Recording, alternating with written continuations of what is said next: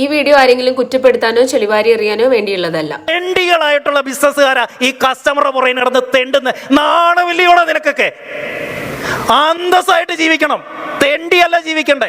ആ മര്യാദയ്ക്ക് സർവീസ് കൊടുത്തിട്ട് അവന്റെ പുറകെ കിടക്കുക താങ്ങിക്കൊണ്ട് കാശ് തരാനെന്നും പറഞ്ഞ്. ബിസിനസ്സുകാരെ എന്തിനാ തെണ്ടിയെന്ന് വിളിക്കുന്നത്? നിങ്ങൾ 1 മണിക്കൂർ ഞങ്ങളെ ഇവിടെ വെയിറ്റ് ചെയ്യിച്ചില്ല. അതിന് ബിസിനസ്സുകാരെ തെണ്ടി എന്ന് പറയാം. ഞങ്ങളൊക്കെ ബിസിനസ്സുകാരാ. മതി, ഞങ്ങൾക്ക് മതി. ഇന്ന് ഞാൻ നിങ്ങളോട് സംസാരിക്കാൻ പോകുന്നത് അനിൽ ബാലചന്ദ്രൻ എന്ന് പറഞ്ഞ പ്രശസ്തനായ ബിസിനസ് മോട്ടിവേഷണൽ ട്രെയിനർ കാലിക്കറ്റ് വെച്ച് ചെയ്തിട്ടുള്ള കുറച്ച് പേക്കൂത്തുകളെ കുറിച്ചാണ്. ഒരു ട്രെയിനർ, മോട്ടിവേഷണൽ ട്രെയിനർ എന്നൊക്കെ പറയുമ്പോൾ സ്വന്തമായിട്ട് ഒരു മോട്ടിവേഷൻ വേണം, സ്വന്തമായിട്ട് ചില ലൈഫ് ക്വാളിറ്റീസ് വേണം. അതിനെല്ലാം പാടെ അട്ടിമറിക്കുന്ന രീതിയിലായിരുന്നു അനിൽ ബാലചന്ദ്രന്റെ പെർഫോമൻസ്. അപ്പൊ അനിൽ ബാലചന്ദ്രൻ ആരാ എന്നറിയാത്തവർക്ക് വേണ്ടിയിട്ട് ഞാൻ ചെറിയൊരു ഡീബ്രീഫിംഗ് നടത്താം. അനിൽ ബാലചന്ദ്രൻ എന്ന് പറയുന്നത് കേരളത്തിലെ തന്നെ ഒരു പ്രശസ്ത ബിസിനസ് മോട്ടിവേഷണൽ ട്രെയിനറാണ്. ഇദ്ദേഹം ആലപ്പുഴ ജില്ലയിൽ കായംകുളം എന്ന് പറഞ്ഞ സ്ഥലത്ത് ജനിച്ചു. പിന്നെ അതുപോലെ തന്നെ ഒരുപാട് ഡിഗ്രി, പിന്നെ അതുപോലെ PG കഴിഞ്ഞിട്ടുണ്ട്. MBA in sales and marketing ചെയ്തു. പിന്നെ അതിനുശേഷം PhD ഹോൾഡർ ഒക്കെയാണ് കേട്ടോ. അപ്പൊ അത്രയും റെപ്യൂട്ടഡ് ആയിട്ട്, എഡ്യൂക്കേറ്റഡ് ആയിട്ടുള്ള, ക്വാളിഫൈഡ് ആയിട്ടുള്ള ആൾ തന്നെയാണ് ഈ ട്രെയിനർ. പക്ഷെ ഇദ്ദേഹം ചെയ്ത ഒരു കാര്യം എന്താണെന്ന് വെച്ച് കഴിഞ്ഞാൽ, ഇദ്ദേഹം ചെയ്ത ഒരു പ്രശ്നം ഇപ്പൊ ലേറ്റസ്റ്റ് ആയിട്ട് നമ്മൾ സോഷ്യൽ മീഡിയയിൽ കാണുന്നത്, ഇദ്ദേഹം ചെയ്തിട്ടുള്ള ഒരു വളരെ മോശമായിട്ടുള്ള ഒരു പ്രവൃത്തി. അതായത് കാലിക്കറ്റ് റോട്ടറി ക്ലബ്ബിൽ വെച്ച് നടന്നിട്ടുണ്ടായിരുന്ന ഒരു പ്രോഗ്രാമിൽ ഇദ്ദേഹം ഉപയോഗിച്ചിട്ടുള്ള ചില ഭാഷകൾ, ഇദ്ദേഹം ഉപയോഗിച്ചിട്ടുള്ള ചില ശൈലികളൊക്കെയാണ് ഇപ്പം സോഷ്യൽ മീഡിയയിൽ ചർച്ചയായിട്ടുള്ളത്. അപ്പോൾ ഇതിനെക്കുറിച്ച് പറയുകയാണെങ്കിൽ, റിപ്പോർട്ടർ ന്യൂസ് ചാനലിലാണ് ആദ്യമായിട്ട് ഇദ്ദേഹത്തിൻ്റെ ഒരു കാര്യം കാണാനായിട്ട് സാധിച്ചു കേട്ടോ. അപ്പം റോട്ടറി ക്ലബിൻ്റെ അണ്ടറിൽ കാലിക്കറ്റ് വെച്ച് നടത്തിയിട്ടുണ്ടായിരുന്ന ഏകദേശം 5000 ആളുകളെ പ്രതീക്ഷിച്ചുണ്ടായിരുന്ന ഒരു പ്രോഗ്രാം ആയിരുന്നു. അപ്പം അതിനകത്ത് ഒരുപാട് കാലിക്കറ്റിനുള്ള ഒരുപാട് ബിസിനസ് ടൈക്കൂൺസ് വന്നിട്ടുണ്ടായിരുന്നു. ബിസിനസ് ഓൾറെഡി എസ്റ്റാബ്ലിഷ്ഡ് ആയിട്ടുള്ള കുറേ അടിപൊളി ബിസിനസ് ചെയ്യുന്ന ആളുകളായിരുന്നു പ്രോഗ്രാമിന് വന്നിട്ടുണ്ടായിരുന്നത്. അപ്പം അവിടെ വെച്ചിട്ട് ഇയാള് ആളുകളെ മോശമായിട്ട് പറഞ്ഞു. അതെന്താ പറഞ്ഞത് എന്നുള്ളത് നമുക്ക് ആ വീഡിയോ കണ്ടിട്ട് തിരിച്ചു വരാം. തെണ്ടികളായിട്ടുള്ള ബിസിനസ്സുകാരാ ഈ കസ്റ്റമറുടെ പുറകെ നടന്ന് തെണ്ടുന്ന നാണമില്ലയോടെ നിനക്കൊക്കെ. അന്തസ്സായിട്ട് ജീവിക്കണം, തെണ്ടിയല്ല ജീവിക്കണ്ടേ. ആ മര്യാദയ്ക്ക് സർവീസ് കൊടുത്തിട്ട് അവന്റെ പുറകെ കിടക്കുക താങ്ങിക്കൊണ്ട് കാശ് തരാനെന്നും പറഞ്ഞ്. ബിസിനസ്സുകാരെ എന്തിനാ തെണ്ടിയെന്ന് വിളിക്കുന്നത്? നിങ്ങൾ 1 മണിക്കൂർ ഞങ്ങളെ ഇവിടെ വെയിറ്റ് ചെയ്യിച്ചില്ല. അതിന് ബിസിനസ്സുകാരെ തെണ്ടി എന്ന് പറയാം. ഞങ്ങളൊക്കെ ബിസിനസ്സുകാരാ. മതി, ഞങ്ങൾക്ക് മതി. മതിയോ ചേട്ടന് മാത്രമേ ഇവിടെ ബുദ്ധിമുട്ടുള്ളൂ. ഈ ചേട്ടന് തിരിച്ചു കൊടുക്കാനുള്ള പൈസ ഞാൻ തന്നേക്കാം. ഒന്ന് പോയി തരുമോ പ്ലീസ്? എടോ തനിക്കെന്താണോ? എടോ ഇയാളെ വിളിച്ചോ? ഞാൻ എന്റെ പൊന്ന് ചേട്ടാ, ഞാൻ ചേട്ടനെ വിളിച്ചോ? ആ സംഘാടകർ ആരെങ്കിലും ഉണ്ടെങ്കിൽ ഒന്ന് വിളിച്ചോണ്ട് പോകും പ്ലീസ്.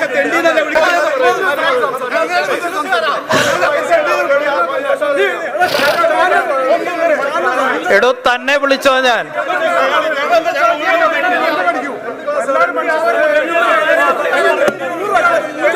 ശരി ഓക്കെ.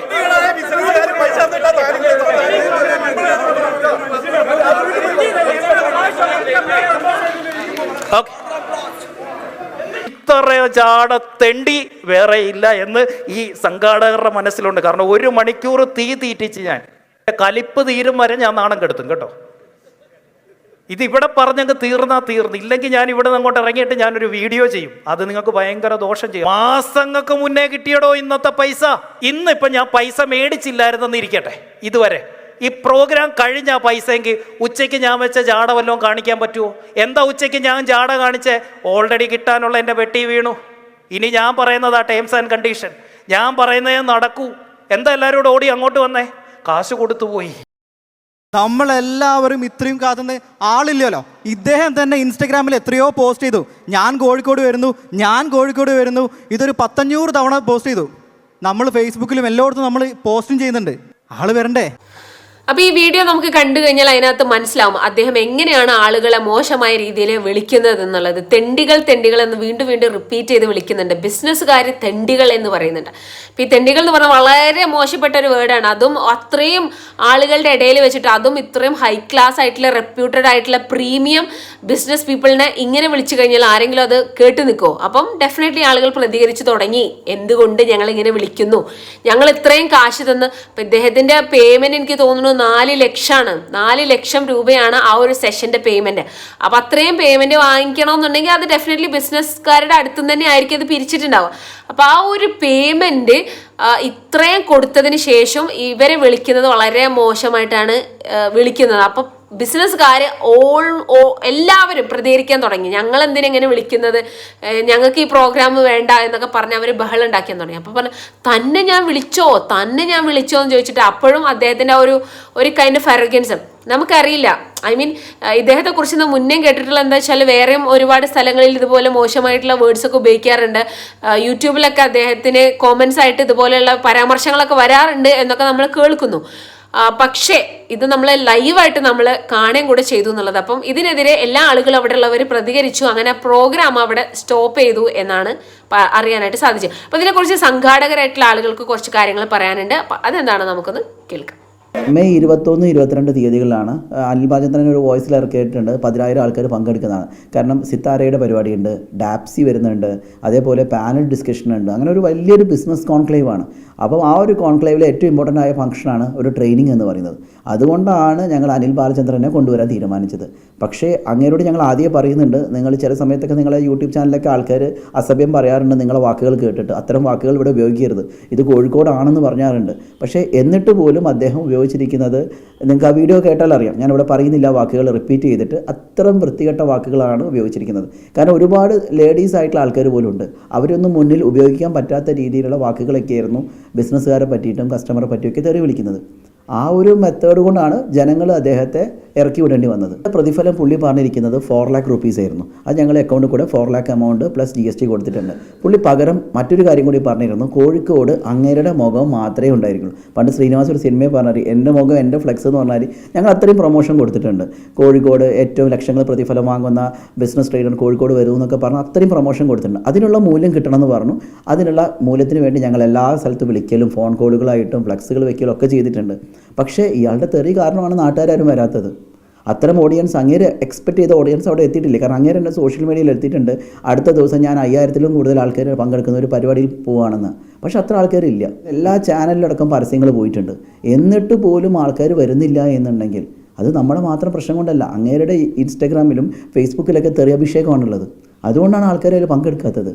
ബാക്കി എല്ലാ പ്രോഗ്രാമും ആൾക്കാരുണ്ട്, ക്രൗഡഡ് ആണ്. ഇല്ല, കൃത്യസമയത്ത് വന്നില്ല. പുള്ളി 1:45 എത്തുമെന്നാണ് പറഞ്ഞിരുന്നത്. 2 മണിക്ക് നമുക്ക് പ്രോഗ്രാം സ്റ്റാർട്ട് ചെയ്യാൻ പറ്റുമെന്നും. പക്ഷേ അങ്ങനെയൊക്കെ കുറേ കണ്ടീഷൻ ഉണ്ടായിരുന്നു.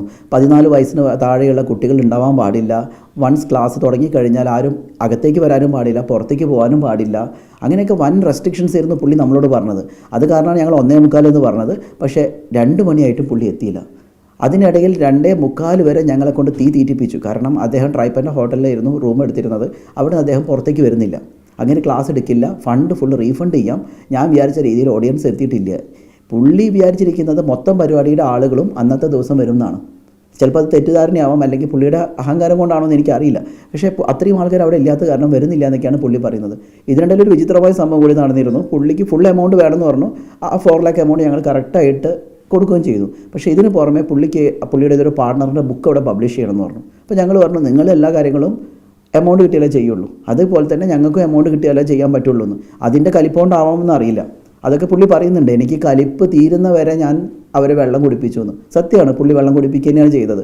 കാരണം ഇത്രയും പബ്ലിക്കിനെ വിളിച്ചു വരുത്തിയിട്ട് ഞങ്ങൾക്ക് മറുപടി പറയാനില്ല. അതുകൊണ്ട് ഞങ്ങൾ ട്രൈപ്പനിൽ പോയി റിക്വസ്റ്റ് ചെയ്യാൻ പോയി. പക്ഷേ അപ്പോഴേക്കും പുള്ളി പല ആൾക്കാരുടെയും വാക്കുകൾ കേട്ടിട്ടാവാം, പല സ്ഥലത്തുനിന്ന് ഞങ്ങൾ വിളിപ്പിച്ചിരുന്നു. അതുകൊണ്ടാവാം പുള്ളി വന്നത്. പുള്ളി വന്നപ്പോൾ 2:45 പബ്ലിക്ക് ബുദ്ധിമുട്ടുണ്ടായത് അന്ന് രാത്രി സിത്താരയുടെ പരിപാടി നമുക്കുണ്ടായിരുന്നു. 4:30 നമുക്ക് സ്റ്റേജ് അറേഞ്ച്മെൻ്റ് ഉണ്ട്. പുള്ളി 4:30 പരിപാടി നിർത്തിയില്ല, 5:30 വരെ കൊണ്ടുപോയി. അത് കാരണം സിത്താരേൻ്റെ പരിപാടി ലേറ്റ് ആവാണ്. നമുക്ക് 10 മണി വരെ പ്രോഗ്രാം നടത്താനുള്ള പെർമിഷനുള്ളൂ. അപ്പം അതിനുള്ളിൽ നമുക്ക് അവസാനിപ്പിക്കണമെങ്കിൽ 4:30 സ്റ്റേജ് അറേഞ്ച്മെൻറ്റ് ചെയ്യണം. അത് കാരണമാണ് അവിടെ ഭയങ്കര ബുദ്ധിമുട്ടുകൾ ഉണ്ടാക്കിയത്. പുള്ളി ഒരു തരം പ്രതികാരദാഹിയെ പോലെയാണ് ഇതാക്കുന്നത്. ഇപ്പോഴും പ്രതികാരം തന്നെയാണ് എല്ലാത്തിലും. സംഘാടകർ പറയുന്നത് എന്താ വെച്ച് കഴിഞ്ഞാൽ ഇയാൾക്ക് ഓൾറെഡി പ്രശ്നങ്ങളുണ്ട്. പ്രശ്നമുണ്ടെന്ന് വെച്ചാൽ സംഘാടകർ ഓൾറെഡി വെള്ളം കുടിപ്പിച്ചിട്ടാണ് ഇദ്ദേഹം ഈ ഒരു പ്രോഗ്രാമിലേക്ക് വന്നിട്ടുള്ളത്. സംഘാടകര് പ്രോഗ്രാമിലേക്ക് വന്നത് എന്താ വെച്ച് കഴിഞ്ഞാൽ ഇതുപോലെ വേറെ കുറെ വെള്ളം കുടിപ്പിച്ചു, ഞാൻ വരുന്നില്ല, അങ്ങനെ എനിക്ക് അത് ചെയ്യണം ഇത് ചെയ്യണം എന്നൊക്കെ പറയാം. എന്തൊക്കെയോ കുറേ ഡിമാൻഡ്സ് ഉണ്ടായിരുന്നു. അങ്ങനെ അദ്ദേഹത്തിന്റെ ഹോട്ടൽ റൂമിൽ നിന്ന് പുറത്ത് വരാത്ത രീതിയിൽ അവിടെ നിൽക്കുകയും അവിടെ നിന്ന് പുറത്തിറങ്ങാതെ നിൽക്കുകയും അങ്ങനെ സംഘാടകർ ഒരുപാട് കഷ്ടപ്പെടുകയൊക്കെ ചെയ്തു. പിന്നെ അതുപോലെ തന്നെ വേറൊരു ഇഷ്യൂ ഉണ്ടായിരുന്നത് എന്താ വെച്ചാൽ ഇദ്ദേഹത്തിന്റെ ഒരു ഫ്രണ്ടിന്റെ പുസ്തകം പബ്ലിഷ് ചെയ്യാൻ വേണ്ടി ചോദിച്ചിട്ടുണ്ടായിരുന്നു. അപ്പോൾ സംഘാടകർ പറഞ്ഞു നിങ്ങൾ 4 ലക്ഷം രൂപ ഞങ്ങളുടെ അടുത്ത് വാങ്ങിച്ചിട്ടല്ലേ ചെയ്യുന്നത്, അപ്പോൾ അതുപോലെ പേയ്മെന്റ് നമുക്ക് വേണം എന്നൊക്കെ പറഞ്ഞപ്പോൾ അതൊക്കെ ആയിരിക്കും ചിലപ്പോൾ അദ്ദേഹത്തിന് ചൊടിപ്പിച്ചിട്ടുള്ള കാര്യങ്ങൾ. അപ്പോൾ എന്തായാലും അദ്ദേഹത്തിന്റെ മൂഡ് ശരിയല്ല എന്നുള്ളത് നമുക്ക് ആ വീഡിയോ കണ്ടപ്പോൾ തന്നെ മനസ്സിലായി. കാരണം ഞാൻ ഭയങ്കര ഇവരെ വെള്ളം കുടിപ്പിച്ചു എന്നൊക്കെ പറയുന്നുണ്ട്. അപ്പം അതിൽ നിന്ന് നമുക്ക് മനസ്സിലാവും ഈ അനിൽ എന്ന് പറഞ്ഞ ആളുടെ മൂഡ് അത്ര ശരിയല്ല എന്നുള്ളത്. അപ്പം എന്താണെങ്കിലും നന്നായിട്ട് വെള്ളം കുടിപ്പിച്ചു, സംഘാടകരെല്ലാം ഭയങ്കര ഡിസപ്പോയിന്റഡ് ആയി എന്നുള്ളതാണ് സത്യം കേട്ടോ. പക്ഷേ ഈ ഒരു വീഡിയോ കണ്ട സമയത്ത് നമുക്ക് ഫീൽ ചെയ്യുന്നത് എന്താ വെച്ചാൽ ഒരു മോട്ടിവേഷണൽ ട്രെയിനർ ആയിട്ടുള്ള അനിൽ ബാലചന്ദ്രന്റെ അടുത്തുനിന്ന് നമ്മൾ ഒരിക്കലും ഇങ്ങനെ എക്സ്പെക്ട് ചെയ്യില്ല. മോട്ടിവേഷൻ എന്നൊക്കെ പറയുമ്പം അതില്ലാത്ത ആളുകൾക്ക് കൊടുക്കുക വേണ്ട, ഇവിടെയുള്ള മോട്ടിവേഷൻ കൂടെ എടുത്തു കളഞ്ഞു എന്നുള്ളതാണ് ഈ ഒരു പരിപാടി കൊണ്ട് ഉണ്ടായിട്ടുള്ള ഒരു വലിയൊരു കാര്യം എന്ന് വെച്ചാൽ. പിന്നെ എന്താ പറയുക, ഒരു വലിയ മിസ്റ്റേക്ക് തന്നെയാണ്, ഒരു ഗ്രേവ് മിസ്റ്റേക്കാണ് അനിൽ ബാലചന്ദ്രൻ ഇദ്ദേഹത്തിൻ്റെ കരിയറിൽ ചെയ്തത്. കാരണം ഇത് ഒരുപാട് സ്ഥലങ്ങളിൽ സ്പ്രെഡാവും. ചിലപ്പോൾ വിളിക്കാനിരിക്കുന്ന ഒരുപാട് പേര് ഇദ്ദേഹത്തിൻ്റെ സ്വഭാവം ഇങ്ങനെയാണെങ്കിൽ ഇനി പ്രോഗ്രാംസ് ഒന്നും കൊടുക്കില്ല എന്നുള്ള രീതിയിൽ പിന്മാറിയിട്ടുണ്ടാവാം. അങ്ങനെ പല മിസ്റ്റേക്സ്, പല ആളുകളുടെ ഭാഗത്തുനിന്നും പല രീതിയിലുള്ള റെസ്പോൺസ് ആയിരിക്കും ഇതിന് വന്നിട്ടുണ്ടാവും. അപ്പോൾ അതെന്തായാലും ഇത്രയും റെപ്യൂട്ടഡ് ആയിട്ട് വളർന്നിട്ടുള്ള ഒരാൾ ഇപ്പം ഈ ഉയർന്നു വരിക എന്നുള്ളത് ചെറിയൊരു കാര്യം എന്നല്ല, ഒരുപാട് ഹാർഡ് വർക്ക് എടുത്തിട്ടുണ്ടാവും. ആ ഒരു ഹാർഡ് വർക്ക് എല്ലാം വളരെ പെട്ടെന്നാണ് ഇദ്ദേഹം അതിന് ഒരു കല്ല് ഇടിച്ചിട്ടതെന്ന് നമുക്ക് വേണമെങ്കിൽ പറയാം. കാരണം ഈ പൊക്കിയെടുത്തിട്ടുണ്ടായ ഇദ്ദേഹത്തിൻ്റെ ഒരു ബിസിനസ് സാമ്രാജ്യം അല്ലെങ്കിൽ ഒരു ട്രെയിനിങ് സാമ്രാജ്യത്തിന് ഏറ്റവും ഒരു അടി തന്നെയാണ് ഈ ഒരു പ്രോഗ്രാം. പിന്നെ എന്താ പറയുക, മേ ബി ഇദ്ദേഹത്തിന് ചില പേഴ്സണൽ ഇഷ്യൂസ് ഒക്കെ ഉണ്ടായിരിക്കാം, അതല്ലെങ്കിൽ സംഘാടകരോടുള്ള ഒരു ഇഷ്യൂസ് ഒക്കെ ആയിരിക്കാം. പക്ഷെ അതൊരിക്കലും ഈ ഒരു രീതിയിൽ സ്റ്റേജിൽ കയറി കഴിഞ്ഞാൽ നമ്മുടെ ഒരു ടീച്ചർ ആണെങ്കിലും ട്രെയിനർ ആണെങ്കിലും നമ്മുടെ പേഴ്സണൽ ലൈഫ് പേഴ്സണൽ, അതൊരിക്കലും നമ്മൾ പബ്ലിക്കിൻ്റെ മുന്നിൽ, നമ്മുടെ കുട്ടികളുടെ മുന്നിൽ, നമ്മുടെ സ്റ്റുഡൻസിൻ്റെ അതല്ലാന്നുണ്ടെങ്കിൽ നമ്മൾ കേൾക്കാനിരിക്കുന്ന ആളുകളുടെ മുന്നിൽ ഒരിക്കലും അത് തുറന്ന് കാണിക്കാൻ പാടില്ല. നമ്മുടെ ഇമോഷൻസ് കൺട്രോൾ ചെയ്യാൻ കഴിയും. അതാണ് ഒരു ട്രെയിനറുടെ അല്ല ഒരു ടീച്ചറുടെ സ്കില്ല്. ആ ഒരു സ്കില്ല് കുറച്ച് സമയത്തേക്കെങ്കിലും ഈ അനിൽ ബാലചന്ദ്രൻ എന്ന് പറഞ്ഞ ആൾ മറന്നു പോയതല്ലാന്നുണ്ടെങ്കിൽ അദ്ദേഹത്തിന് സാധിച്ചില്ല എന്ന് നമുക്ക് പറയാം. അപ്പൊ ഈ ഒരു വീഡിയോ കണ്ടപ്പം എനിക്ക് ഫീൽ ചെയ്ത കുറച്ച് കാര്യങ്ങൾ എന്താണെന്ന് വെച്ചാൽ, നമുക്ക് എപ്പോഴും നമ്മളെ ഇമോഷൻസിൽ ഒരു കൺട്രോൾ വേണം. നമ്മുടെ ഇമോഷൻസ് നമുക്ക് കൺട്രോൾ ചെയ്യാൻ സാധിച്ചില്ല എന്നുണ്ടെങ്കിൽ അത് നമ്മുടെ ഭയങ്കര വലിയ ഫെയിലിയർ. അതും ഒരു മോട്ടിവേഷണൽ ട്രെയിനർ, ഒരു ടീച്ചറൊക്കെ ആകുമ്പോൾ ഡെഫിനറ്റ്ലി ഒരു ടീച്ചർക്ക് ഒരു ട്രെയിനർക്ക് വേണ്ട ഒരു വലിയൊരു സ്കില്ലാണ് സെൽഫ് കൺട്രോൾ എന്നുള്ളത്. ആ ഒരു സെൽഫ് കൺട്രോൾ കീപ്പ് ചെയ്യുക, അതുപോലെ തന്നെ മറ്റുള്ള ആളുകളെ റെസ്പെക്ട് ചെയ്യാൻ കൂടെ പഠിക്കുക. മറ്റുള്ള ആളുകളെ റെസ്പെക്ട് ചെയ്യുമ്പോൾ മാത്രമേ നമുക്ക് തിരിച്ച് റെസ്പെക്ട് കിട്ടുള്ളൂ. ഈ ലോകത്തിലെ ഏറ്റവും വലിയ അറിവ് എനിക്കൊന്നും അറിയില്ല എന്നുള്ള തിരിച്ചറിവാണ്. ആ തിരിച്ചറിവ് ഉണ്ടായിക്കഴിഞ്ഞാൽ എല്ലാ അഹങ്കാരങ്ങളും പമ്പ കടക്കും. പഠിക്കും തോറും ഇനിയും എനിക്ക് ഒരുപാട് പഠിക്കാനുണ്ട് എന്നുള്ള ബോധം ഉണ്ടാകുമ്പോൾ മനുഷ്യന് എളിമയും വിനയവും കൂടി വരും കേട്ടോ. അപ്പോൾ മൊത്തത്തിൽ പറയുകയാണെങ്കിൽ നമ്മളെല്ലാവരും പൊളൈറ്റായിട്ട് ബിഹേവ് ചെയ്ത് കഴിഞ്ഞാൽ ആളുകൾ നമ്മളെ ഇഷ്ടപ്പെടും, ആളുകൾ നമ്മളെ അക്സെപ്റ്റ് ചെയ്യും. അപ്പോൾ ഈ ഒരു വിഷയത്തെക്കുറിച്ച് നിങ്ങൾക്ക് എന്താ പറയാനുള്ളതെന്ന് താഴെ കമൻറ്റ് ചെയ്യുക. നമുക്ക് അടുത്ത വീഡിയോ വീണ്ടും കാണാം. ബൈ.